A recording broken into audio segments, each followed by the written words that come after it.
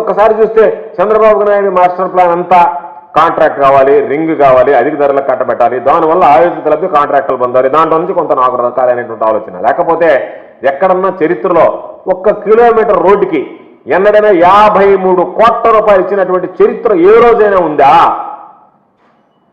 ఆశ్చర్యం ఇది. 1 కిలోమీటర్ రోడ్డుకి 53 కోట్ల రూపాయలు.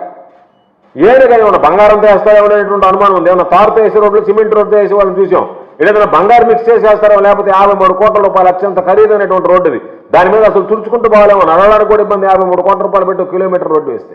కాబట్టి 1 కిలోమీటర్ రోడ్డు మొన్ననే చూసాం, దాదాపుగా 10,696 కోట్ల 79 లక్షల రూపాయలు, అంటే దాదాపుగా 10,696.80 కోట్ల రూపాయలకు సంబంధించి 37 ప్యాకేజీల కింద రాజధాని ముంపు నివారణ రహదారుల నిర్మాణం కోసం అమరావతి డెవలప్మెంట్ కార్పొరేషన్ ఏదైతే ఉందో లిమిటెడ్, ADCL, అది టెండర్ పిలవడం జరిగింది. దానికి సంబంధించినటువంటి టెండర్లో సిండికేట్ భాగవతం బట్టబయలైంది.